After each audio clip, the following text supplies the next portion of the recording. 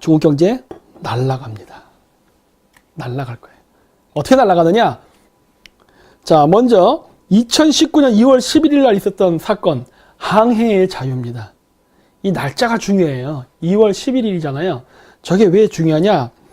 2월 12일, 13, 14 해가지고 미중 무역회담이 열리거든요. 그 전에 남중국해를 왔다 갔다 미국이 지나다니면서 해상훈련한 거예요. 이건 뭐예요? 중국 압반용이에요.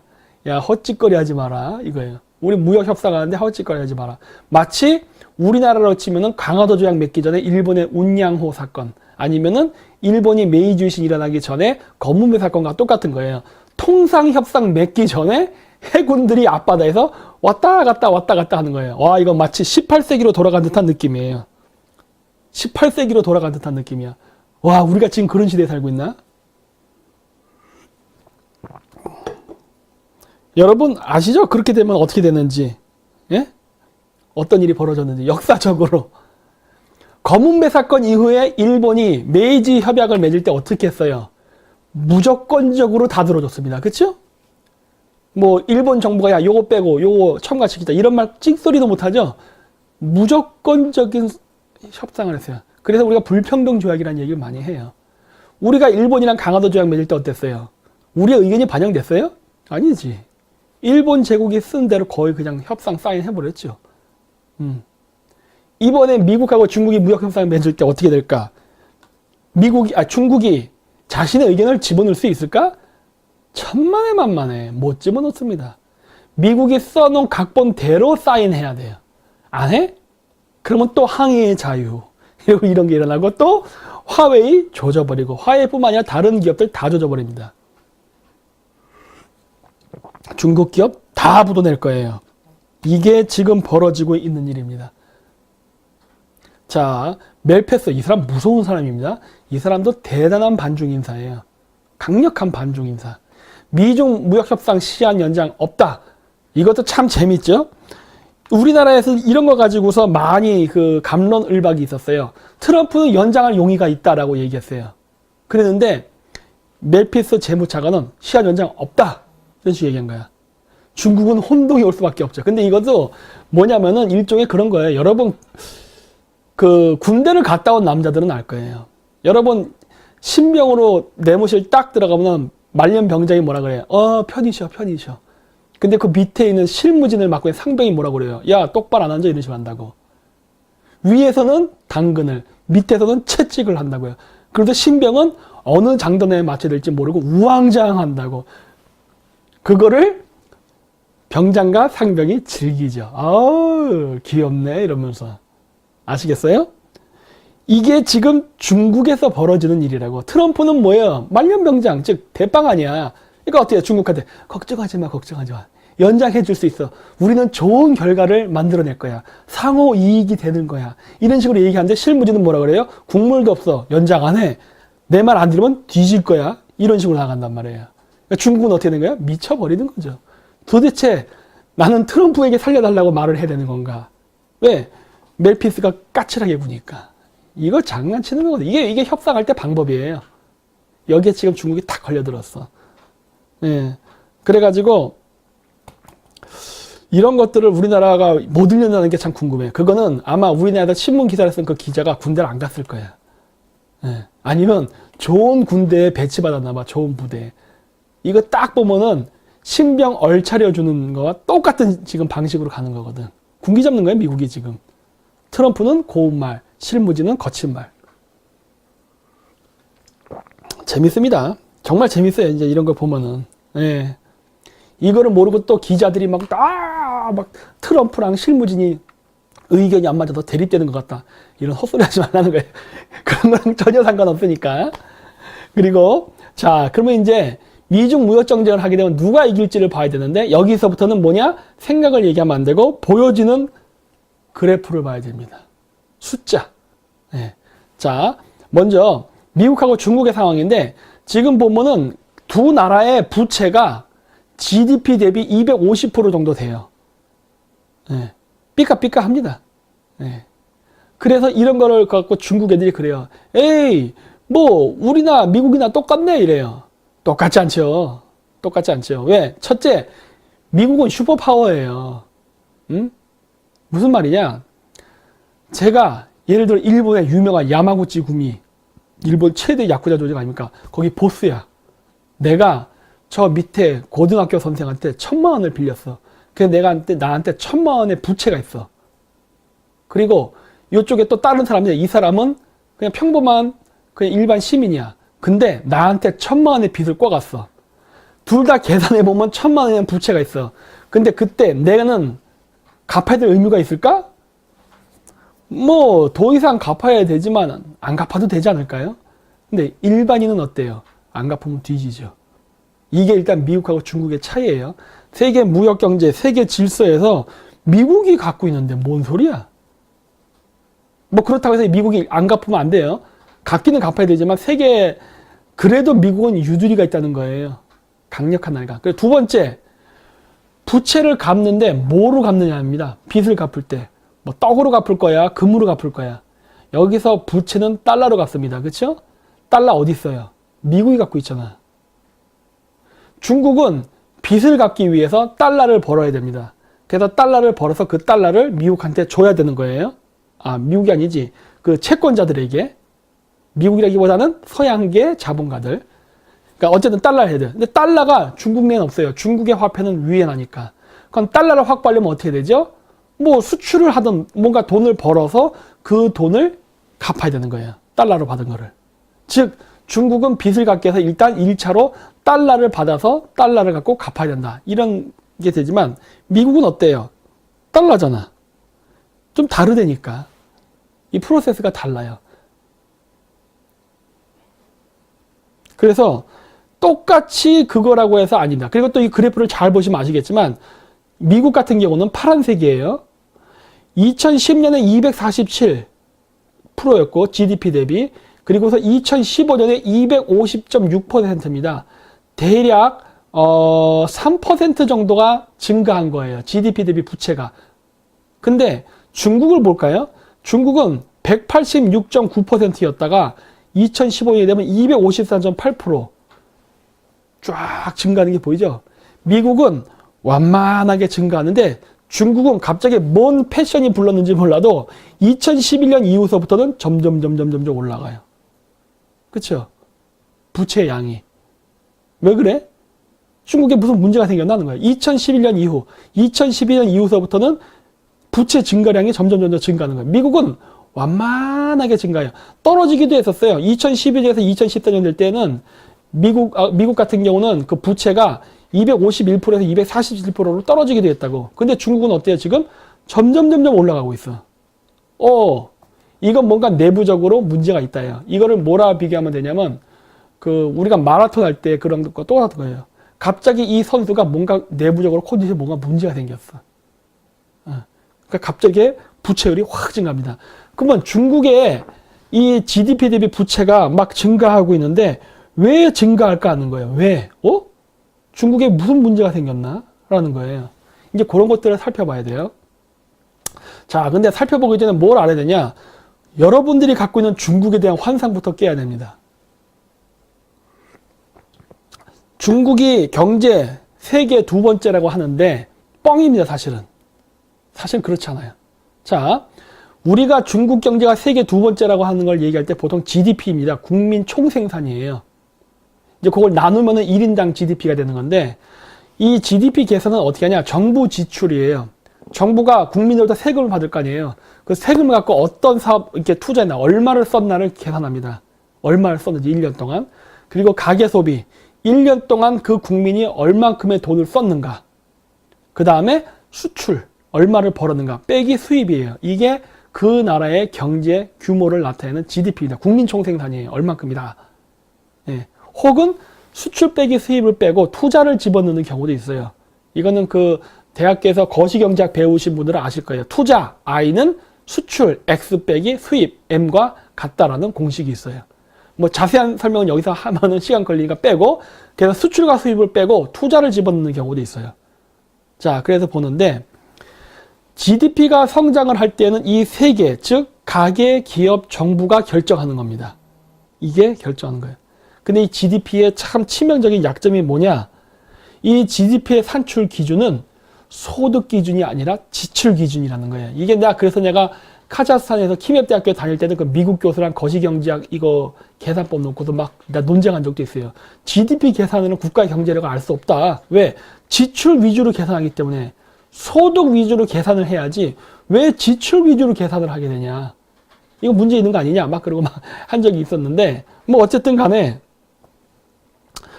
자, 그러다 보니까 어떤 문제가 있느냐. 이 지출 위주로 GDP를 계산하게 되잖아요. 그러면 어떻게 되느냐. 예를 들어 저의 개인 GDP를 한번 계산해 보자고요. 제가 왜 소득 중심으로 해야 된다고 생각했느냐. 내가 한 달 월급이 100만 원이에요. 그건 제 개인의 GDP는 얼마가 되느냐. 한 달에 100만 원씩 받아서 12개월이면은 1200만 원이 된단 말이야. 소득 기준으로 한다면. 근데 지출 기준으로 하면 어떤 문제가 생기느냐. 내가 소득은 100만 원인데 내 지출이 150만 원이다. 그러면 어떻게 계산하냐? 지금 우리 GDP 계산을 하면 150만 원 곱하기 12개월이 되는 거예요. 그러면 어떤 문제가 발생하겠어요? 내 수입 100만 원에다가 50만 원의 마이너스 부채가 있잖아요. 근데 그게 내가 경제 성장, 즉 소득이 증대한 걸로 계산돼 버리니까 그 1년이 되면은 10이니까 600만 원이네? 600만 원의 부채가 나한테 생긴 건데 부채는 계산하지 않고 그냥 그만큼 소득이 늘었다고 계산해 버리는 거예요. 뭐 이건 무슨 말도 안 되는 소리야. 난 600만 원 갚아야 되는데. 이 GDP의 맹점이 소득 이상을 써게 됐을 때 부채잖아요. 근데 그 부채조차도 GDP 성장에 잡아버린다는 모순이 있어요. 네. 그래서 그렇죠. 여기 어떤 분이 부채는 자산이라 썼는데 맞습니다. 회계학적으로 부채는 자산에 포함됩니다. 재산에 포함돼요. 그래서 이게 얼마나 어이없는 사태를 벌이느냐. 중국인들이 좋아하는 천하제일, 세계에서 제일 큰 타워, 세계에서 제일 큰 도시, 세계에서 제일 긴 다리, 이런 개지를 떨다 망했어요. 그거 하나 망했어. 네? 그런 거 하면 GDP는 올라갑니다. 자, 그래서 어떤 일이 발생했냐. 투자 수익이 떨어지는 사업, 즉 1대1로 같은 거를 했지요. 그리고 국영기업들을 많이 키웠습니다. 세계적인 국영기업을 키웠죠. 어떻게? 정부 돈으로 막 꼬라박은 거예요. 그냥 얼마 필요해 해가지고. 그러다 보니까 어떻게 돼요? 회사가 알뜰하게 운영을 하면서 이익을 내가지고 그걸로 이렇게 월급도 주고 그 다음에 돈을 남겨서 또 제 사업에 투자도 해야 되고 이런 식의 프로세스로 회사가 움직였어야 되는데 이 돈은 걱정하지 마. 우리 당이 다 줄게 해갖고 돈을 펑펑 주니까 어떻게 된 거예요? 방만한 경영을 했다고요. 방만한 경영이가 뭐야? 돈을 많이 쓴다는 소리죠. 돈을 많이 쓰면 어떻게 돼요? 중국의 GDP는 올라간다. 아이고. 그래서 중국은 GDP 성장이 그냥 남이 돈 빌려갖고 펑펑 쓴 걸로 그냥 막 성장했어요. 그게 중국 GDP 그래프의 실체예요. 그래서 중국은 없어. 개뿔도. 그런데 지금 그런 거에 대해서 지금 사람들이 모르고 있다는 거죠. 그리고 미중 무역 갈등이랑 수입이 악화되고 있어요. 그렇죠? 화해 제품 쓰지 마라. 이런 식으로 지금 들어갔잖아요. 수입이 안 되면 어떻게 돼요? GDP에서 수출 부분이 비중이 떨어지게 되면 중국의 GDP는 떨어집니다. 그렇죠? 네. 그런 시진핑이는 통치의 기반을 유지하기가 쉬울까? 어려울 텐데. 네. 그러니까 이런 문제가 있다는 거예요. 그래서 중국은 이 GDP 경제를, 그러니까 중국의 그러니까 어떤 국가 경제를 볼 때, 거시경제학에서 볼 때 국가, 그러니까 가계, 기업, 정부, 이 세 개를 보는데 이 세 개의 요소가 지금 다 빨간불이 들어왔어요. 왜 그러느냐? 재정 적자 때문에 그렇습니다. 여기 나오죠? 가계, 기업, 정부. GDP를 결정하는 세 개의 요소인데 중국 경제의 주체별 부채 규모를 보면은 가계, 기업, 정부 중에 기업의 부채 비율이 가장 높습니다. 오, 기업의 부채가 어마어마한데? 이렇게 되는 거예요. 자, 이 얘기를 제가 왜 하느냐? 이거를 보면은 앞쪽으로 가자요. 요 그래프. 중국이 한 2011년, 12년 요때쯤부터 해가지고 점점 부채 비율이 커지기 시작합니다. 점점 벌어지기 시작해요. 2012년서부터 시작해서는 점점 중국의 GDP 대비 부채가 증가해요. 그러면 중국에서 GDP 대비 부채는 가계, 기업, 정부 중에 누가 만들길래 이렇게 자꾸 기울기가 가파르지냐예요. 그 원인은 기업에 있다예요. 중국 기업이 부채를 어마어마하게 양산하고 있구나. 개인과 정부도 많지만 이거와 잽도 안 될 정도로 기업이 갖고 있는 부채가 어마어마하구나 하는 거예요. 여러분, 중국 기업 망하면 어떻게 될까요? 중국 기업 망하면 중국 망합니다, 그냥. 중국 기업이 갖고 있는 부채가 중국 정부나 개인 그 아파트 이런 것 때문에 담보대출 받은 거 있죠? 이 양을 훨씬 능가해요. 그래프에서 보시는 바와 같이. 그리고 보시면은 중국 경제 주체별 부채, GDP 비율로 봐도 여전히 기업이 높습니다. 야, 이 기업이 큰 문제구나라는 게 보이는 거예요, 지금. 중국 경제가 폭망하게 되는 원인은 기업에게서 올 수 있어요. 미국이 왜 끈덕지게 화웨이, ZT 이런 데를 공격하는지 아시겠죠? 기업 무너지면 중국 확 무너져요. 네? 확 무너지는 겁니다. 그렇죠? 그래서 제가 중국 기업과 연계되는 기업, 한국 기업들을 같이 망할 수 있다고 제가 얘기하는 거예요. 심지어 어떤 문제가 있느냐? 이번 1사분기 3월 달에 중국이 갚아야 될 어마어마한 양의 부채가 있습니다. 상환이 끝났어요. 이제 원금 갚아야 돼. 그거 갚을 수 있을까? 내가 알기로는 단순 산수학적 계산으로는 갚을 수가 없거든요, 중국이. 그러면 중국 부도 처리해야 돼요, 그 기업들을. 아니, 이거 부도 처리할 수 있겠냐는 거예요. 이거 할 수 없는 규모인데. 트럼프가 자꾸 이게 널널하게 해도 된다 그러면서 그 실무진들이 막 까칠하게 하는 이유가 뭐예요? 이 승기를 미국이 잡고 있어요. 빚 안 갚으면 죽여버리면 돼요, 그냥. 예? 위에나 찍어내기? 위에나 찍어내긴 하지만 이걸로는 해결이 안 됩니다. 왜? 위에나 찍어서 달러를 벌 수 있나요? 달러가 들어와야 되는데. 그 달러를 벌기 위해서 얘네들이 하고 있는 게 뭐예요? 화웨이가 우리나라에 들어와서, 제로페이, 그 다음에 무슨 카카오페이 등등 이거 중국에서 이거 해가지고 달러를 한국에서 끄집어내 가려고 하고 있는 거예요. 한국에서. 왜? 미국이 중국 제품 안 사주니까. 달러는 필요하고 이자라도 내야 될 거 아니에요. 그래서 한국 쪽에다가 빨대를 계속 꽂고 있는 거라고. 화웨이 기판 같은 거, LG 그 이상철 부회장 이런 애 꼬봉 애들 이용해가지고 한국에 전부 다 깔아버리게 하고, 농협, 소방서, 경찰서 이런 데 다 깔아버리게 되면 우리 국민 세금 갖고 고정으로 돈을 지불해야 되잖아요. 그렇게 해서 지금 부족한 달러를 메꾸려고 하는 거죠. 그러다 보니까 한국 경제가 같이 죽고 있는 거예요. 자, 그래서 보십시오. 요건 제가 다시 이제 좀 더 보기 쉽게 한 건데, 보세요. 기업 부채가 정부 가계보다 훨씬 높죠? 압도적이라니까. 요 밑에 있는 퍼센테이지는 뭐냐면은 GDP 대비 몇 퍼센트의 부채냐를 내가 보여주는 거예요. 그러니까 중국 기업이 갖고 있는 부채의 금액이 중국 전체 GDP의 167.6%랍니다. 음메 하는 거예요. 이게 2016년도야. 근데 이게 2016년도, 올해가 2019년도잖아요. 중국 어쩌면 좋아? 하는 거야. 어쩌면 좋아? 응? 정부나 가계도 꽤 높아요. 하지만 이거는 상대가 안 돼, 상대가. 기업 부채가 어마어마하니까. 그래서 중국 기업이 망하는 순간 중국은 그냥 끝장났다고 봐야 돼요. 미국이 이번에 트럼프 협상하는데, 그거 좀 이따 나오니까 그때 얘기할게요. 나왔네. 미중 무역 협상에서 미국이 중점적으로 건드리는 부분이 지적재산권이에요. 야, 이거 지적재산권 나오면 중국 기업 살아남을 수가 없어요. 단 한 개도. 그렇잖아요. 맨날 짝퉁, 남의 기술 훔쳐가고 했는데 미국이 입에 지적재산권 강화한단 말이에요. 어떻게 중국이 살아나겠어? 응? 불가능하다니까. 그냥 망하는 거예요. 망하는 거. 예. 여기에 뭐 이제 합자 기업의 의무화 반대 뭐 이런 것도 있어요. 중국 애들이 맨날 기술 이전을 요구하잖아요. 이런 거 이제 못하게 하는 거예요. 그리고 아메리칸 스탠다드. 이번에 중국이 화웨이가 5G를 자기네 중국식 표준으로 만들려 했단 말이에요. 중국이 만든 중국식 표준으로 해서 세계화를 시키려 했다고요.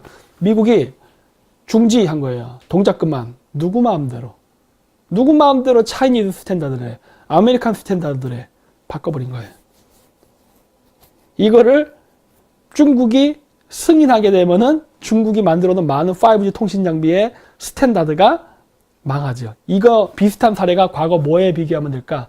예를 든다면 그 예전에 일본이 잘 나갈 때 일본이 베타라는 비디오 만들었습니다. 아세요? 요 조그만 거 베타. 그리고 일본을 제외한 다른 나라가 VHS라는 비디오가 있었어요. 여러분들 그 비디오 기억나실지 모르겠어. 요즘은 안 쓰니까. 옛날 때 비디오 테이프가 있었어요. 좀 크고 기다랗게 VHS고 조그만 게 베타라고 있었어요. 그 당시 소니가 잘 나갔거든. 전 세계 전자시장을 거의 다 장악했어요. 전자제품 중에 일본 제품 안 쓰는 사람이 없었다고, 전 세계적으로. 그래서 소니가 전 세계 전자 기업을 상대로 혼자 맞짱을 떴어요, 소니가. 옛날 때 그랬어. 소니 정말 잘 나가던 회사예요. 그래서 걔네들은 전 세계가 VHS를 하건 말건 우리는 베타로 간다고 독자적인 걸 만들었다고. 근데 어떻게 했어요? 망했잖아. 화웨이. 자기네식 중국 표준을 한다고 하는데 이거 깨지는 순간 어떻게 되는 거예요? 이야, 이거 우리나라 화웨이 깔았다 나중에 다시, 야, 이거 머리 아파질 텐데. 그렇게 되는 거거든요. 못 이겨요. 그리고 하나 더 들어온 게 금융정책입니다. 아, 요거 대단한 거예요. 금융정책. 이 금융정책은 뭘까요? 빚 언제 갚을래? 이거거든요. 빚. 이번에 미국에서 간 사람 중에 문우신도 갔잖아요. 문우신. 응? 야, 그래서 내가 보면서 미국이 중국을 죽이러 갔구나 하고 난 느꼈어요. 미국이 중국을 죽이러 갔구나. 이거는 그 옛날 미국의 페리 제독이 동경만에 가서 검은배 사건 한 것과는 비교도 안 돼요. 아, 물론 모양은 똑같아요. 항해의 자유 이런 거 하면서 똑같은 역사적 도플갱어가 일어나고 있는데, 그때랑 지금은 비교가 안 될 정도로 더 교묘하고 더 고단수로 미국이 지금 중국을 옥죄고 있습니다. 여러분 아시죠? 그 검은배 사건으로 해서 미일 수호 통상조약을 맺고 나서 일본에서 5년 만인가 메이지 혁명이 일어났습니다. 도쿠가마쿠가 무너져요. 야, 이거 중국 공산당 붕괴의 전주곡이 아닐까 하는 거예요. 통상협약 맺고 나서 무너집니다. 중국은 어땠어요? 난징 조약 맺고 나서 무너지죠, 청나라가. 이거 대단한 거, 이거 무시 못하는 거예요. 역사는 재현됩니다. 그쵸? 지금 이런 일들이 벌어지고 있는 거예요, 지금. 자, 여기 어떤 분들 반자이하고 난리가 났는데, 여러분, 좋아할 거 없어요. 한국도 같이 망하게 생겼는데. 예? 왜? 우리나라의 병신 같은 우파들이 아직도 중국이랑 손을 떼면 우리 다 죽어요. 중국 절대 괴롭히면 안 돼요. 이런 소리 하고 있잖아요. 나는 그런 사람들의 말을 들을 때마다 조선시대 말기의 사대부를 보는 것 같아요. 우린 청나라랑 끝까지 의리를 지켜야 됩니다. 이런 거. 그쵸? 친중 우파들. 자, 그리고 중국의 기업 부채 비율. 아, 주변 국가들과 비교해서도 여전히 높다는 게 보입니다. 그쵸? 확실히 높아. 우리나라도 만만치 않아. 이야, 한국 높네. 한국의 그 부채 비율이 여기 보시면 왼쪽이 중국인데 160% 넘었잖아요. 아까 제가 그 그래프 보여드린 거 있죠? 요거. 167.6% 이거거든요. 우리나라도 이렇게 지금 보니까 대충 한국 기업의 부채도 GDP 대비 한 110% 정도 되겠네. 우리나라도 좀 위험한 편이네. 이런 나라가 반미를 하고 있다니. 이런 나라가 반미하다니 미쳤냐는 거예요. 일본은 어때요? 일본도 상당히 높지만 일본은 친미하고 있잖아요. 그러니까 일단 일본은 숨통은 튀어 있잖아. 응? 일본은 잘 아는 거죠. 그렇죠? 일본은 중국하고 무역 비중이 안 높은가? 상황은 비슷비슷한데 그럼에도 불구하고 미국 편 들잖아요. 왜? 생각이 있는 거죠. 생각이. 그렇죠? 그리고 보세요. 중국의 기업 부채의 상승폭 71.3%랍니다. 오! 중국의 기업 부채의 상승폭이 점점 높아지는 거예요. 왜 중국의 기업들의 부채 이게 비율이 점점 상승하느냐? 못 갚는 기업이 많기 때문이겠죠. 빚을 못 갚는 기업이 많으니까 부채 증가율이 자꾸 올라가는 거겠지. 그럼 왜 중국의 기업은 부채를 못 갚을까? 돈 많이 번다며, 중국. 세계 경제를 주름잡는다며. 그럼 빚을 갚으면 되는 거 아니야. 빚 갚으면 중국 기업의 부채가 이렇게 올라갈까? 근데 왜 자꾸 올라가? 여기 보세요. 이것도 흥미로운 게 있습니다. 보십시오. 미국, 영국, 독일, 일본. 아이고, 마이너스네. 얘네들은 기업 부채가 감소하네. 이 얘기는 뭐예요? 돈 벌고 있다는 소리네. 근데 한국도 부채가 증가하고 있네. 어머, 왜 그럴까? 친중하니까. 그쵸? 친중하니까. 우리나라 기업도 부채가 증가하는 건 뭐예요? 수출이 안 되니까 그렇겠죠. 수출이 안 되니까. 간단해요. 왜 수출이 안 될까? 친중 반미하니까. 너무 간단해요, 이거는. 그쵸? 그리고 이제 또 문제가 되는 게 중국 내 좀비 기업이라는 게 있어요. 요즘 좀비 기업이라는 말이 많이 생겼어요. 한 3,500개 정도가 있답니다. 이 좀비 기업이라는 건 뭐냐? 회사가 돈을 버는 게 아니라 정부가 보조금을 줘갖고 그냥 운영되는 거. 쉽게 얘기하면 우리나라의 그 시골의 농협에 사는 농부들, 농사랑 똑같은 거죠. 쌀 농사로 수지 타산이 안 맞으니까 정부가 보조금 주잖아요. 그런 거 같은 거예요. 그러니까 원래 자본주의에서는 뭐예요? 기업이 물건을 만들어서 이익을 창출하고 그 이익을 갖고 재투자를 하던가 뭔가를 해서 기업을 키운다던가 이런 거잖아요. 이게 자본주의 아니야.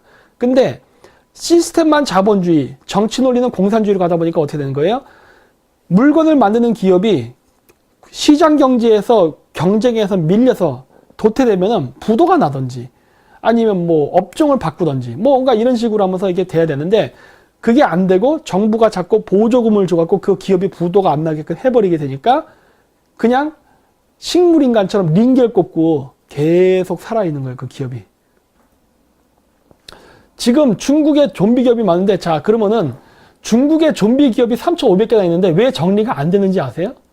이게 무너져야 될 거 아니에요. 이 기업들이 망해야 정부가 거기다가 죽지 말고 살라고 보조금 내는 걸 끊어버릴 수 있잖아요. 그러면 정부도 재정 지출이 주니까 재정이 건전해야 된다고. 근데 왜 못 끊고 계속 중국 좀비 기업에게 돈을 주고 있냐예요. 여러분 한번 댓글 한번 달아보실 수 있겠습니까? 왜 중국은 좀비 기업을 끊지 못하는가?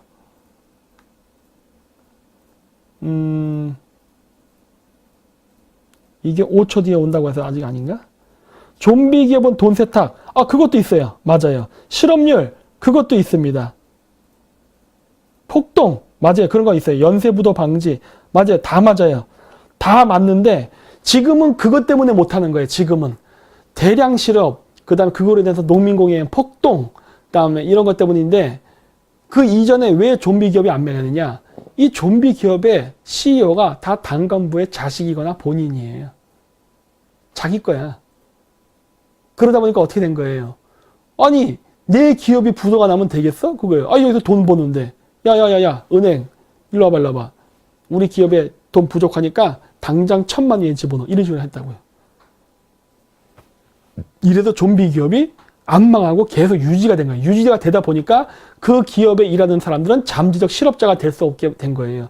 그 숫자가 지금 3,500개의 기업으로 존재하는 거예요. 이거 확 망하면 어떻게 돼요? 어마어마한 실업자가 되니까 이제는 빼도 박도 못하고 할 수 없이 주는 거예요, 이제는. 예. 이 관시가 이래서 무서운 겁니다. 이 관시 좋아하면 안 돼요. 기업 경영은 합리적으로 해야 되는 거예요. 한국 사람들이 중국에서 사업할 때 관시가 중요하다면서 실질적인 경영 효율이라든가 수익성은 고려하지 않았다고요. 왜냐? 중국 문화 자체가 그러니까. 그래서 그냥 그 문화에 편승했다가 같이 박살나게 생겼죠, 지금. 자, 그래서 좀비 기업이 파산되면 어떻게 되느냐? 대량 실업 사태 오죠. 당연한 거고. 그리고 그런 기업들이 돈도 안 갖고 자빠지면 어떻게 돼요? 은행이 부실해집니다. 왜? 돈 빌려줬는데 이놈이 돈도 안 갖고 부도가 났네? 은행도 같이 망할 가능성이 생겼어요. 그리고 지방의 재정이 악화되죠. 왜? 그 지방에 그런 기업들 무너지게 되면 실업자 양산되면 법인세 못 걷죠. 또 국민들 실업자 됐으니까 세금 못 내죠. 오히려 거꾸로 구제금융 나가야 되고 재정 악화되죠. 그러니까 이제부터는 중국 정부가 멈추지 못하고 나가는 거예요. 이게. 이런 것도 사실 만들어낼 수 있습니다. 중국 경제는 이렇게 원래 망한 게 디자인이 돼 있었어요. 비공개 강의 때 오신 분들은 제가 많이 얘기를 했어요. 중국 경제는 이제는 숨만 쉬어도 망합니다. 왜? 어마어마하게 많은 고정 지출 비용이 있어요. 이거, 그 다음 고속철도 사업, 1대1로 등등. 고정 지출이 생겼어요.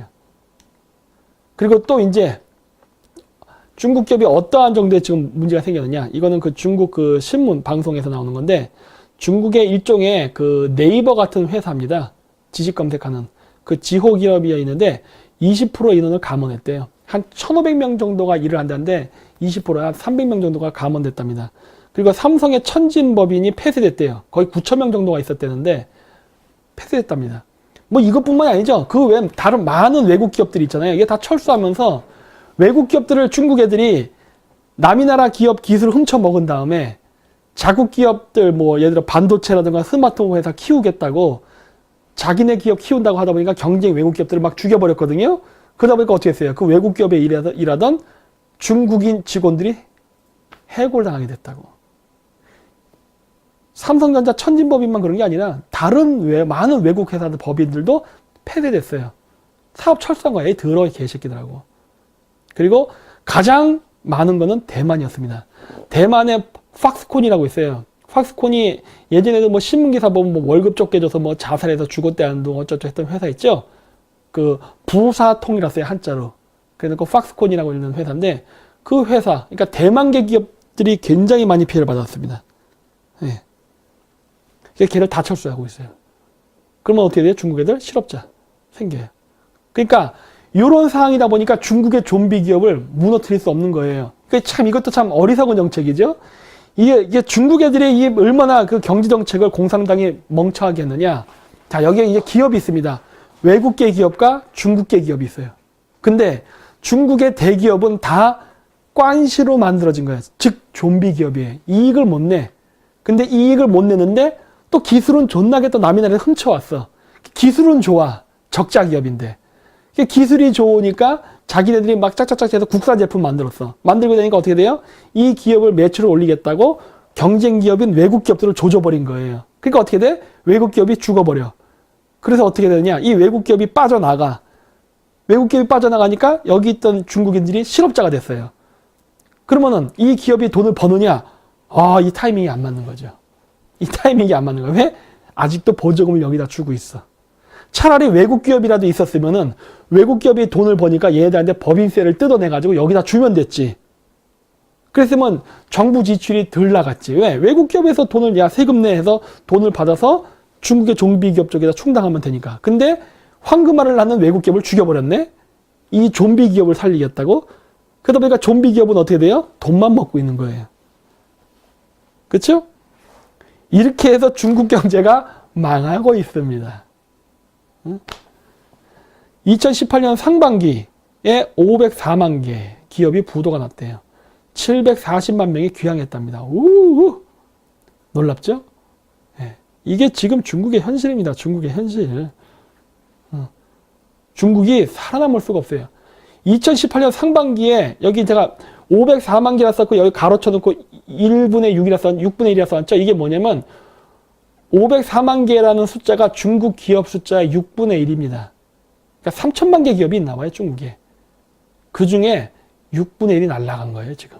와, 큰일 났죠? 큰일 쳐났어. 중국이 이런 상황. 그래서 중국 부채 폭탄 위기, 대형업체 상환 실패, 빚보증, 줄도산 우려. 이게 지금 중국의 딜레마입니다. 여기에 화웨이도 포함되어 있어요. 여기에 화웨이도 포함되어 있어요. 왜 중국의 대형 기업들이 돈을 못 버는 줄 아십니까? 못 벌 수밖에 없어요. 왜? 사업 확장을 했거든요. 사업 확장. 사업을 할 때, 우리나라에서 가게 하는 사람들도 그래요. 예를 들어, 레스토랑을 예를 들게요. 제가 아시는 분 중에도 그렇게 해서 망한 사람들 몇몇 봤는데, 뭐냐. 자기가 혼자 이렇게 고깃집을 할 때는 장사가 잘 됐어요. 그러니까 장사가 잘 되니까 어떻게 했냐? 지점을 내기 시작합니다. 근데 지점을 2-3개 냈을 때도 장사가 잘 됐어. 욕심이 생기는 거야. 아, 내가 지금 지점 한 개당 예를 들어 한 달에 1억의 매출이 있다. 2개 됐더니 2억의 매출, 3개 됐더니 3억의 매출이나. 그렇다면 내가 100개를 만든다면 100억의 매출이 생기겠네? 하고 탁 만드니까 어떻게 돼요? 그만큼 수입이 안 나오는 거예요. 왜? 아, 그거야 상권 위치에 따라서. 잘 되는 지역도 있고 안 되는 지역도 있을 거 아니에요. 근데 그렇게 생각 안 해버려요. 일반화의 오류가 생긴 거죠. 자기가 하는 족족 성공할 것이라는 마이다스의 손이라는 착각에 빠진 순간 망한 거거든요. 왜? 100개의 지점을 낼 만한 돈이 없으니까 어떻게 했다? 은행에서 대출을 받았거든. 그리고 못 갚으니까 어떻게 돼요? 다 묻어난 거예요. 그러니까 자기가 멀쩡하게 돈을 벌던 기업까지 다 날아가 버리는 거예요. 그리고 빈털터리가 되는 거예요. 지금 중국이 이 상황에 빠진 거예요. 그러니까 중국의 화웨이라던가 그 다음에 이런 기업들이 잘 나갔죠. 막 뉴스 보면 그러잖아요. 뭐 어디를 인수합병해서 뭐 세계 1위의 기업이 됐다. 또 중국에서 또 1등 좋아하잖아요. 막 박수 쳐주고 우리가 드디어 반도체 시장을 장악했어. 뭐 우리가 뭐 자동차를 장악했어. 배터리를 장악했어. 하면서 했는데 문제 뭐냐? 그 돈이 다 정부 지출이에요. 정부가 은행을 통해서 돈을 지원을 해서 그 돈 갖고 나와. 즉 뭐냐? 그 기업이 열심히 일을 해서 돈을 벌어서 그 외국 기업을 인수합병한 게 아니라 그냥 중국 정부에서 돈 찍어서 준 거예요. 얼마 필요해? 100억. 네, 100억 찍어서 주고. 1000억 찍어서 주고. 이런 식으로 한 거예요. 그래서 걔네들의 생각은 뭐였다? 일단 세계의 시장을 장악하고 나면은 가격을 올려서 손실분을 메꾸겠다는 게 중국 애들의 전략이었습니다. 그게 원래 전형적인 전략이에요.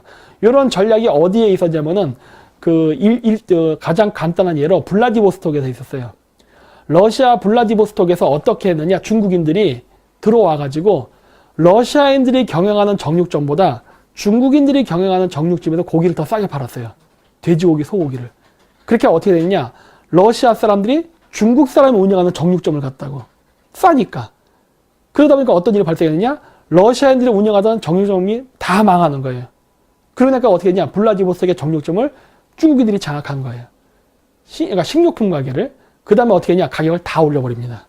그 다음에 어떻게 했냐? 원래 러시아인들이 팔던 가격보다 더 비싸게 팔아버리는 거예요. 그러다 보니까 러시아 사람들이 더 비싸게 이제는 중국 제품을 사게 된 겁니다. 왜? 러시아인들이 운영한 가게는 다 망했으니까. 그래서 중국이 손실분을 그렇게 메꾸려는 게 전략이에요. 근데 문제는 뭐다? 미국이 가만히 기다렸다가 뭘 좀 해볼까 하니까 스톱한 거예요. 야야야, 너 반칙했네. 이렇게 한 거예요. 그러니까 중국이 돈만 왕창 쏟아넣고 이제부터 돈을 막 벌려고 하는 그 시점에 미국이 탁 단지를 건 거예요. 불법 행위하지 마 이렇게. 그게 지금 미중 무역 협상이에요. 그래서 제가 그때 그 얘기를 했던 거예요. 화웨이는 미국한테 넘어갈 수 있다. 지금은 어마어마하게 화웨이 기업이나 이런 게 수지 타산이 별로 안 좋지만은 앞으로 좋아질 겁니다. 왜? 세계를 많이 장악했으니까. 근데 이제 돈 좀 벌어볼만 하니까 미국에서 딴지를 건 거예요. 야야야, 이 지적재산권에 문제가 있어. 이런 식으로. 그럼 화웨이 기업이 버티겠어요? 지금 기업 부채 보셨죠? 어마어마한 기업 부채를 갖고 있다니까. 미국이 이런 식으로 계속 쪼잖아요. 기업 망합니다. 예, 기업 망해요. 기업 망하면 어떻게 돼? 그러니까 트럼프가 관세를 올렸잖아요. 이게 신의 한 수거든. 왜 신의 한 수냐? 아까 그래프 보셨죠? 여기 보시면은 이렇게 요거로 보자. 중국 부채의 상당 부분이 기업 부채거든. 따라서 미국이 공격할 타겟은 그 부동산을 공격해서 뭐 중국 국민들의 뭐 가계 대출을 부실하게 한다. 아니면은 뭐 금리를 인상시켜서 뭐 중국 정부의 외환보유고를 뭐 빼낸다. 뭐 이런 게 아니라 관세를 올려서 중국 기업들의 수지타산을 악화시키면은 전체 GDP의 167.6%에 해당하는 이 부분이 날아가는 거예요. 와, 신의 한 수죠, 진짜. 와. 그러니까 중국도 이 부분은 생각 못 했던 거예요. 그냥 외환 보유가 달러 많이 보유하고, 금 많이 보유하고, 이런 식으로 해서 미국 국채 많이 보유한 다음에 미국이 시비를 걸면은 뭐 미국 국채를 팔아서 뭐 타격을 주겠다. 뭐 이런 식의 생각만 했었는데 전혀 생각지 못했던 기업 부채를 갖다가 미국이 건드린 거예요. 놀랍죠? 트럼프가 머리가 좋긴 좋아. 이런 걸 보면은. 상당히 고도의 전략을 쓴 거예요. 아무도 이 부분을 예상 못했어요. 네. 그래서 블룸버그는 11일 민간 투자 회사 중 중국 민성 투자 그룹이 채권자들에게 지난 1일까지 갚기로 했던 30억 위안, 약 4,970억 원을 지불하지 못했다고 이 사안을 잘 아는 소식통들을 인용해 보도했다. 이거 보세요. 원금 상한 들어갔거든. 원금 상한. 2019년 2월이잖아요. 자, 있잖아요. 2019년 3월서부터 해서 중국의 많은 기업들이 원금을 상환해야 돼. 빚 갚아야 돼요. 원금. 근데 여기 보시면은 민간 투자 회사 중 민성 투자 그룹이라는 이 회사가 원금 못 갚아서 지금 부도났다는 거예요. 그리고 뭐 또 다른 소식통들은 지난해 중국에서 두 번째로 큰 규모의 디폴트를 낸 민간 에너지 기업 원타임 에너지가 지난주 부채 상환 계획을 지키지 않았다고 전했네. 이게 망하겠네. 그렇죠? 이게 3월서부터 해서 계속 줄줄이 들어옵니다. 자, 근데 중국과 적대적인 서방의 투자자들이 뭐 중국이 이렇다 해서 그래 뭐 이해해. 원금은 뭐 한 내년에 갚어. 이럴 것 같아요? 안 한다니까. 야, 당장 갚어 그런다고요. 안 갚어? 부도. 이렇게 한다고요. 왠지 아세요?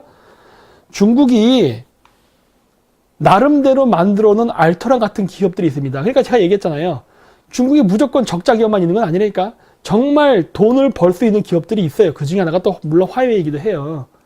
근데 아니 저 화웨이 같은 기업 저거 잡아먹으면은 날로 들어오는 게 얼마나 많은데 그동안 중국이 자기 돈 써가고 중국 여자들 갖다 붙여주고 성접대 해가고 온갖 짓을 다 해가지고 아프리카 시장 장악했지, 남미 시장 장악했지, 유럽 장악했지, 뭐 한국 다 깔아놨는데 화웨이 기업이 지금 뭐 이렇게 갚아야 될 기업 부채 이런 게 있는데 그걸 미국이 그래 이해해 5년 뒤에 갚어 이럴 것 같아요?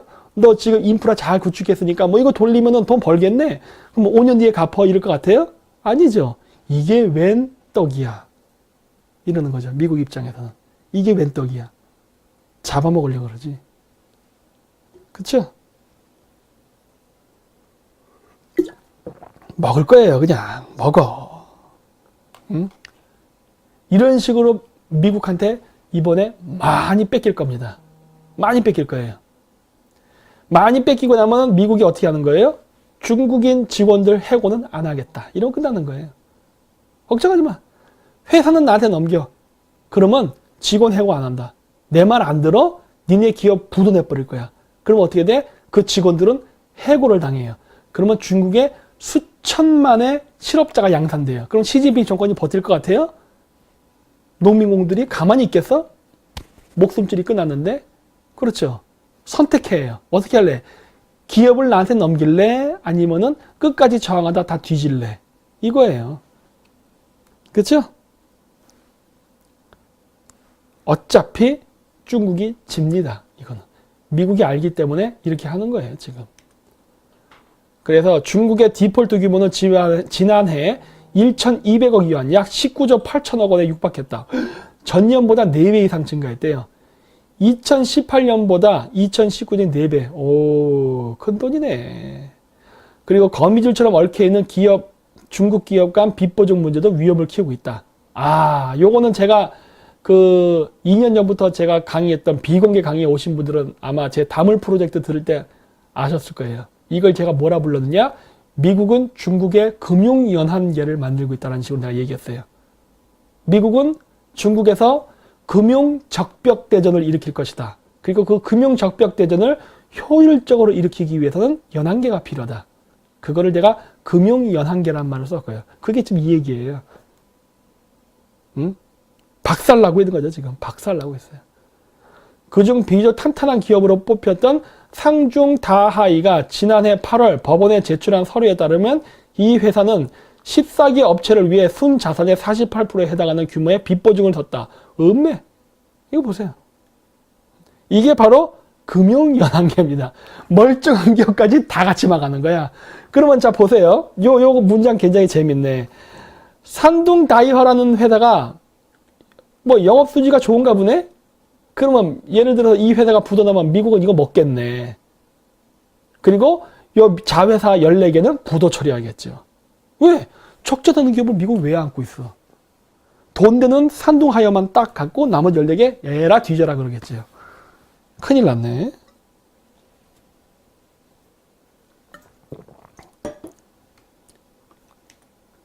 그리고 골가는 사건이 있었죠. 이것도 중국 기업의 악재인데, 야, 난 중국 애들의 이 스케일은 진짜 학을 떼요. 그 강물 수질 오염을 조사하는데 생수로 조작했답니다. 우리나라에서 이런 생각을 할 수 있는 공무원이 있을까? 예를 들어 그죠. 야, 한강의 수질 오염을 조사해야겠으니까 그 물 좀 떠와. 그랬더니 얘가 네 하고서 삼다수를 떠준 거나 똑같은 거예요. 네, 이거 한강물입니다. 딱 뜨고 맑음 하고 끝나는 거지. 중국 애들이 이런 짓을 했네. 이런 짓을. 스케일 짱이에요. 근데 얘네들이 이런 것만 한 게 아니야. 여기 보시면 밑에도 있죠. 맨 밑에 신화통신에 따르면 수질 측정 센서가 루장강 대신에 마시는 차 속에 설치되는 일도 있었다. 뭐 녹차, 우롱차, 홍차 다양하게 했나 보죠. 야, 얘들 공무원들 진짜 스케일이 짱인 것 같아요. 이런 기업 마인드. 에? 야, 이러다 보니까 어떻게 돼요? 수질 오염이 없다라고 생각하는 거야. 근데 이게 왜 문제가 되느냐? 한편 2017년 실시한 별도 조사에서는 중국 13,000개 이상의 기업들이 환경 기준에 미치지 못했다는 사실이 드러나기도 했다. 이게 무슨 얘기예요? 중국 기업들이 환경 문제 때문에 문을 닫을 수도 있다예요. 환경 문제 때문에. 그러니까 중국 기업들이 지금 여러 악재가 있어요. 지금 수출 악재, 지적재산권 악재, 수질오염, 이거 환경오염, 대기오염 다 포함해서. 응? 망해 그냥. 이게 안 돼요. 그래서 중국 기업들이 지금 굉장히 어려운 상황에 있어요. 예. 근데 이런 기업 망하면 어떻게 된다? 대량 실업자가 생긴다. 그리고 중국 제조업의 매출액 증가율을 보십시오. 빨간색이 국영기업이에요. 국영기업이 중요합니다. 왠지 아세요? 중국 기업 중에 잘 나가는 큰 기업들은 10중 8구 국영기업이에요. 10중 8구 국영기업이에요. 근데 그 국영기업이 부실덩어리죠. 보세요. 국영기업이 2014년에 얘네들이 뭔 짓을 했는지 몰라도 어마어마한 적자를 냈었네. 근데 어쨌든 2014년 이후로는 국영기업은 계속 적자로 가고 있네요. 그리고 나머지 회색 전체 기업이잖아요. 중국 전체 기업의 매출액이 안 올라가고 있네. 뚝뚝 떨어지고 있네. 이런 게 보이는 거예요. 중국 기업이 돈을 못 버는구나 하는 게 보이는 거예요. 중국 기업이 뭐 세계를 뭐 확장하네 뭐하네 막 하네. 그럼 뭐야? 빚 좋은 개살구지. 그게 왜?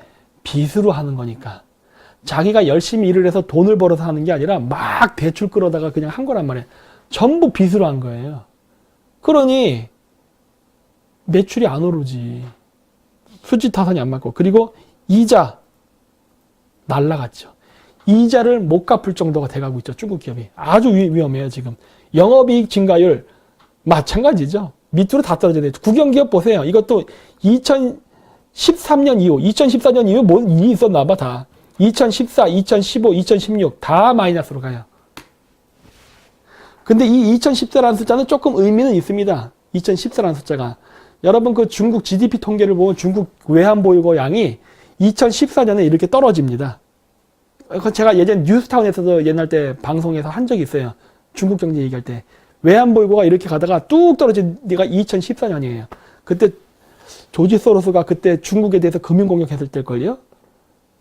근데 미국이 이겼다라고 많이 보도했는데 안 이긴 것 같아. 왜? 그 이후로 중국의 기업들의 영업실적이 뚝 떨어졌어요. 그쵸? 중국은 상처뿐이 영광인 것 같아. 그러니까 그 전쟁의 이거 마치 그런 거죠. 토요토미 히데요시가 조선을 침략한 상황과 똑같은 거죠. 조선이 일본을 이기긴 했지, 임진왜란에서. 이기면 뭐해? 도공 뺏겼죠. 우리 전체 인구의 절반이 다 죽어버렸죠. 국도 다 황폐화돼 버렸죠. 상처뿐인 승리였잖아. 그런 것 같다는 느낌이 딱 드는 거예요. 지금의 중국을 보니까 아니 소로스를 이기면 뭐해? 중국 기업들 다 박살났네. 이렇게 되는 거예요. 이야, 예, 어마어마하게 박살났어요. 그러니까 중국이 별로 돈을 못 번 거예요. 별로 돈을. 계속 그렇게 상태야. 그렇게 상태. GDP의 3대 요소 중에 가계, 기업, 정부 중에 가계, 개인 소비 거의 중국에 없는 거 아시죠? 이거 고려사항이 아니라고. 그 다음에 정부예요. 근데 정부가 돈을 버는 건 아니잖아. 정부는 세금을 받아서 운영하는 거잖아요. 그 세금이 누구한테 와요? 국민, 즉 가계, 그 다음 기업. 이쪽에서 오는 거잖아요. 근데 아까 얘기했죠? 개개인의 국민은 소득이 별로 없기 때문에 이게 낮다고. 결국 정부 지출도 누구에 의존하냐? 기업이에요. 그러니까 거시경제학 3대 요소 중에 중국에서 가장 큰 비중을 차지하는 게 기업인데 기업이 가장 부채가 많으니 가계와 정부의 수입이 늘어날 리가 있겠어요? 그렇죠?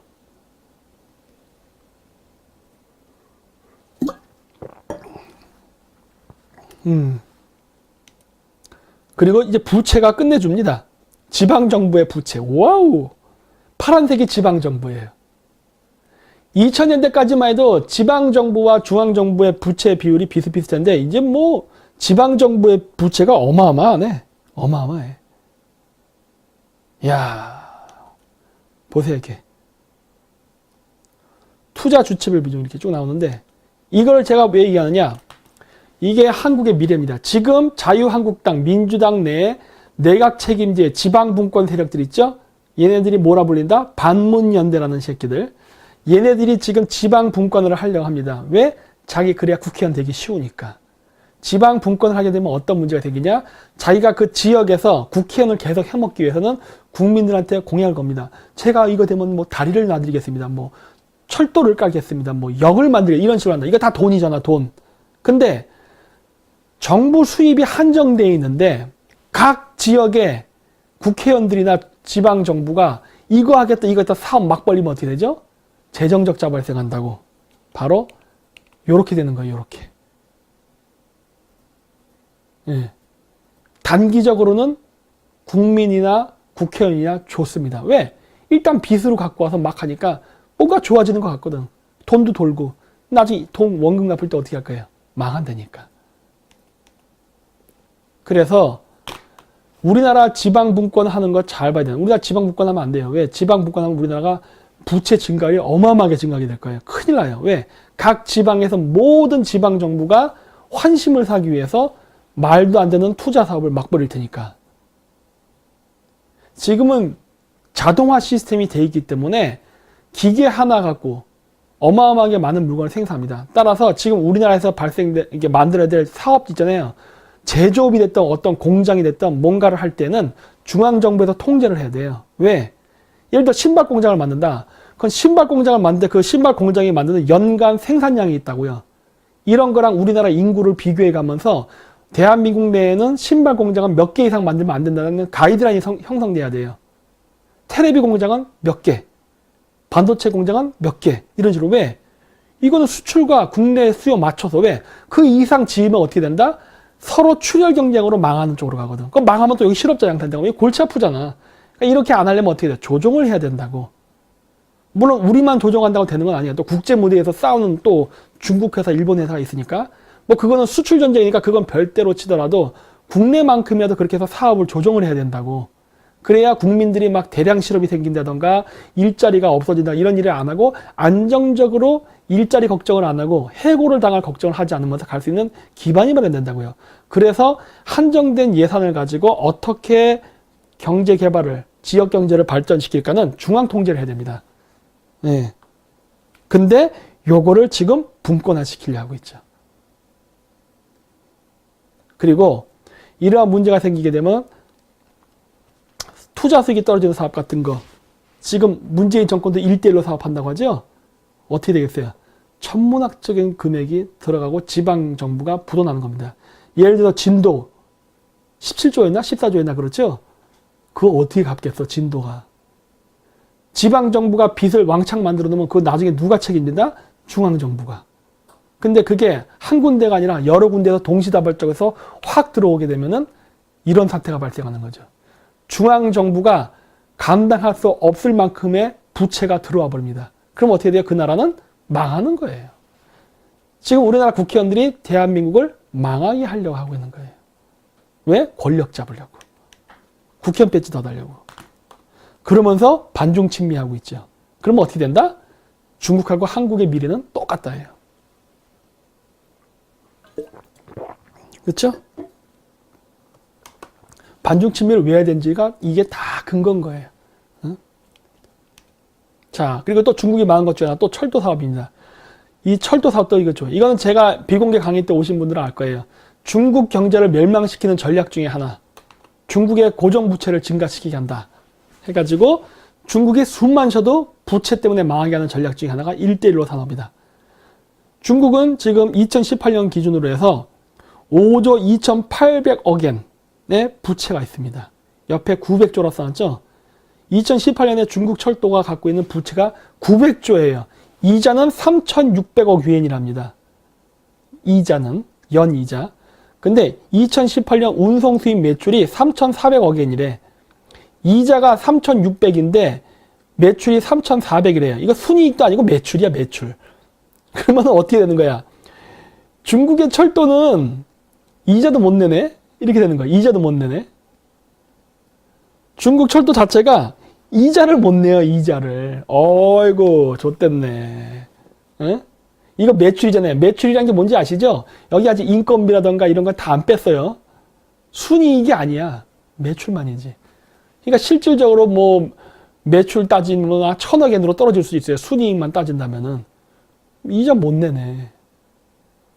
중국에서 가장 큰 국영기업 중에 하나인 고속철도 공사가 정부가 보조금을 주지 않으면 이자도 못 내는 상황이에요.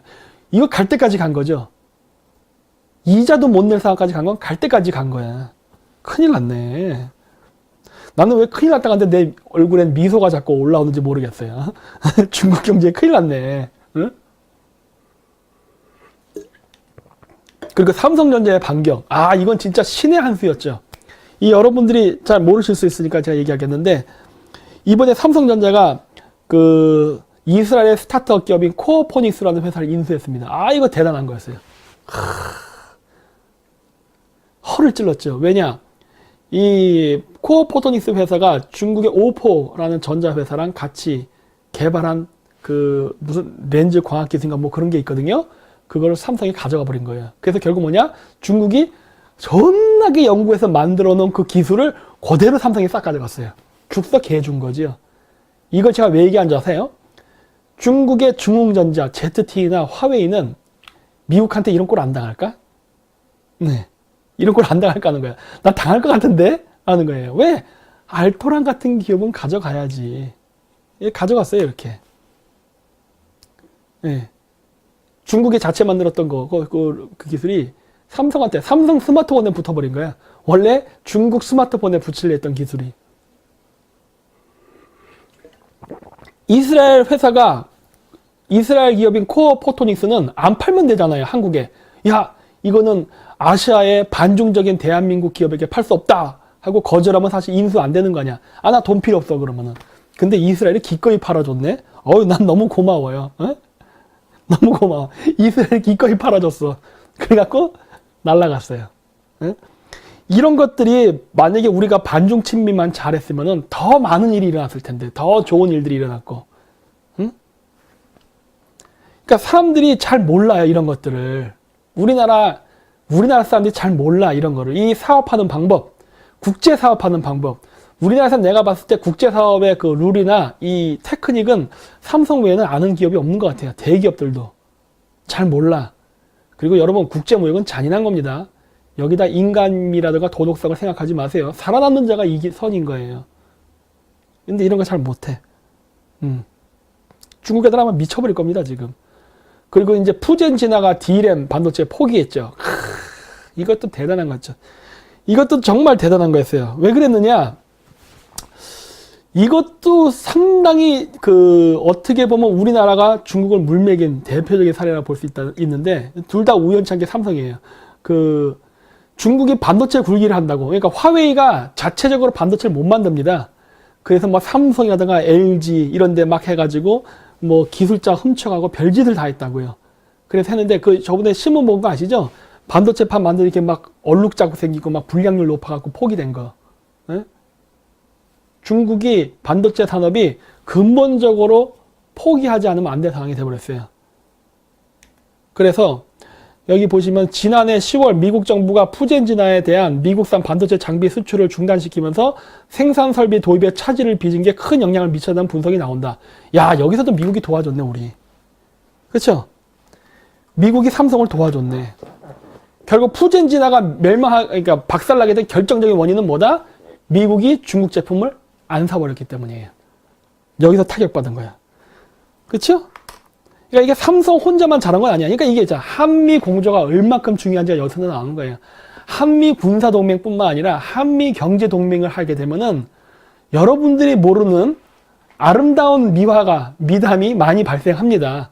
여러분들이 지금 막 전자계산기 두들기면서 대중국 무역비 우리 얼마 이런 거 필요 없다니까 그러네. 보이지 않는 화수분이 열려요. 보이지 않는 화수분이. 그래서 중국 정부는 메모리 반도체 국산화를 목표로 2016년부터 관련 업체에 수십조 원을 투자했다. 다 날라갔어요. 이거 수십조 원 투자한 거 제로 됐습니다. 근데 이거 할 때도 삼성이 재밌는 거 있었죠. 예전에 그거 했죠. 중국 애들이 이런 반도체에 따라오려니까 삼성이 대량 생산하겠다 그랬어요. 우리 설비 늘려서 하겠어. 그랬더니 중국에서 그래? 삼성이 늘리면 우리도 늘린다 하고 더 늘렸다고. 그 얘기는 뭐예요? 더 많은 투자금을 썼다는 소리예요. 그러니까 요 얘는 어떻게 들면 되냐면 그 예전에 그 한국 영화 그거 있었는데 어찌 고추 많이 먹기 대회에서 한 명이 1등 하려고 고추를 막 먹으니까 옆에 있던 사람이 가만히 구경하다가 유윈하고 끝나는 거랑 똑같은 거예요. 삼성이 반도체 가격 낮추고 설비 늘리겠다 그랬더니 생산량 늘리겠다 그랬더니 중국이 이 기회를 이용해서 더 자기는 저가로 더 많이 생산해서 삼성 반도체를 무너뜨리겠다고 막 했더니 삼성이 설비도 안 늘리고 가격도 안 낮추고 오히려 가격을 나중에 거꾸로 올려버리죠. 유윈하고 끝난 거예요. 그래 너 잘났다 하고서. 그리고서 이렇게 박살나버렸어요. 왜? 쓸데없이 많은 돈을 투자했거든. 또 날아갔어. 그러니까 이거 말고 또 있죠. 조선업도 또 있죠. 그러니까 중국이 이런 식으로 아주 많은 산업들이 다 박살났다고. 지금. 뭐 또 읽어야 될 거 있나요? 네.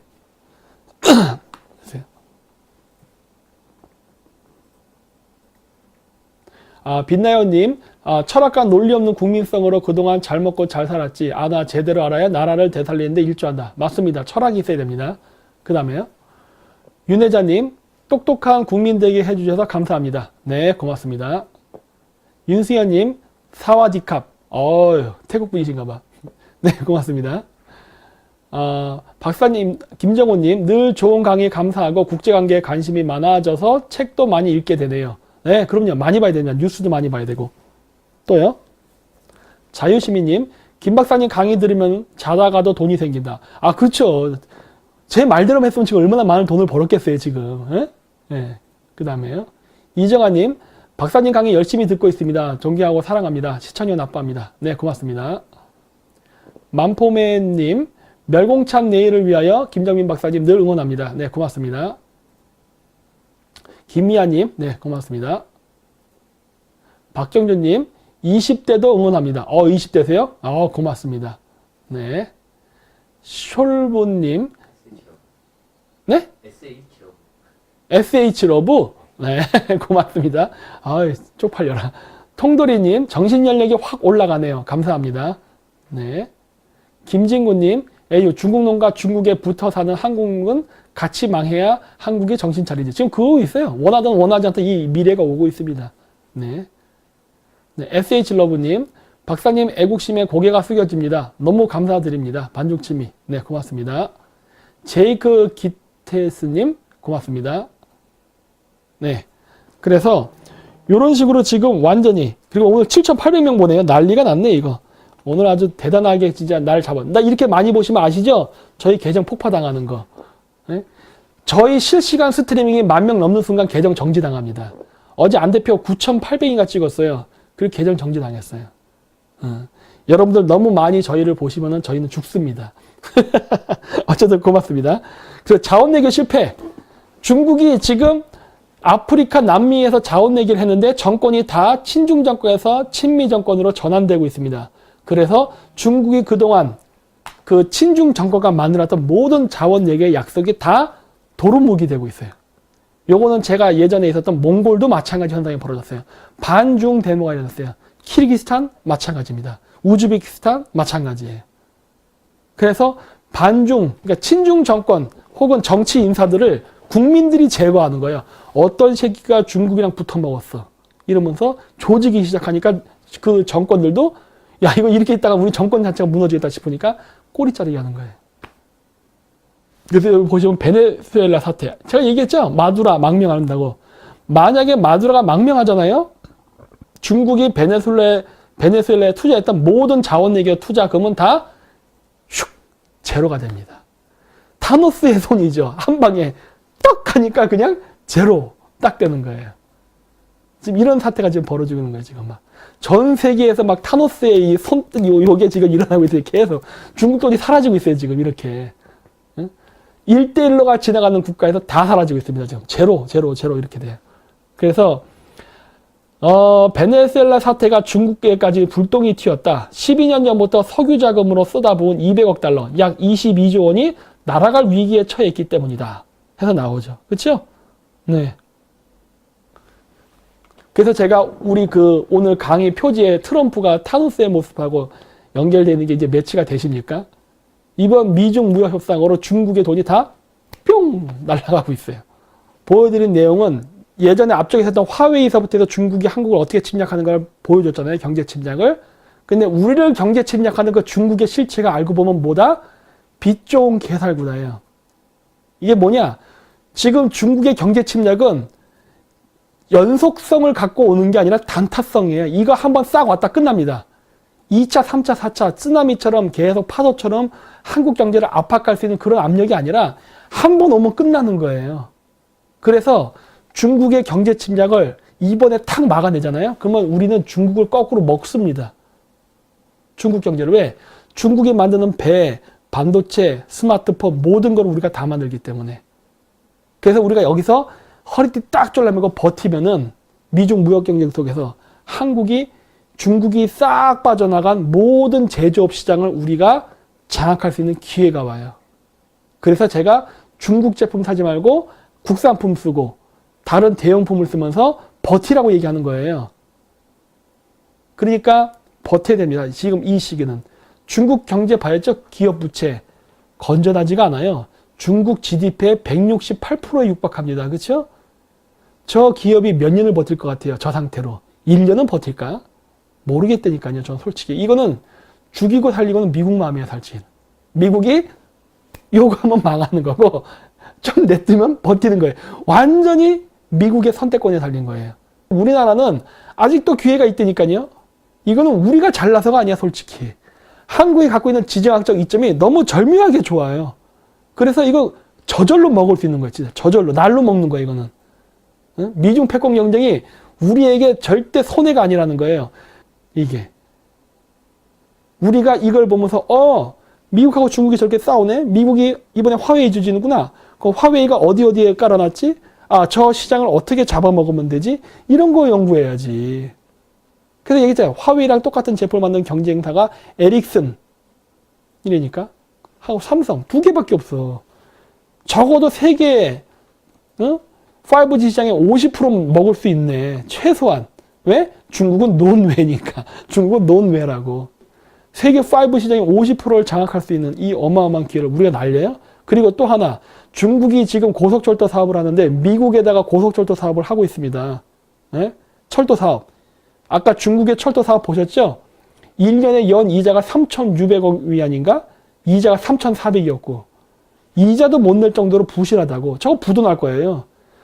중국이 미국에 건설하려고 했던 철도 사업 다 포기하고 저거 매물로 나올 겁니다. 그럼 우리가 먹어야지. 물론 여기 이제 경쟁 상대가 있겠죠. 한국, 일본 신칸센, 그 다음에 뭐 독일의 이체, 뭐 프랑스 떼제베, 뭐 이런 애들끼리 경쟁하겠지. 프랑스는 평상시에 싸가졌으니까 미국이랑 사이에 앉아서 프랑스가 제외된다. 그러면 세계내 이체, 신칸센, 한국 KTX, 응?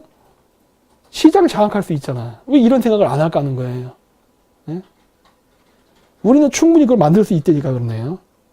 그래서 지금 이러한 그 기회를 이용해야 됩니다. 중국 기업들 부채율 너무 높아요. 망합니다.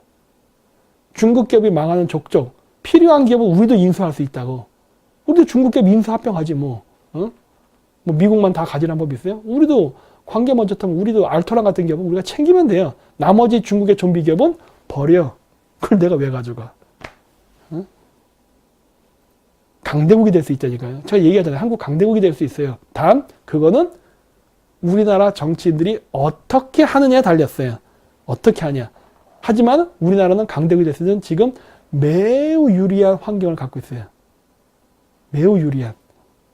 그래서 제발 정신 차리고 이거를 봤으면 하는 바람이 있습니다. 왜? 이거는 진짜 우리가 아무것도 안 했는데도 불구하고 지정학적으로 우리가 너무나도 좋은 위치에 있기 때문에 그냥 날로 먹는 거예요. 이 날로 먹으라는 거를 안 먹고 이렇게 게을르 자빠져 있는 국민은 뭐냐는 거예요, 도대체. 이 정도의 그 근면성을 좀 발휘해 주십시오.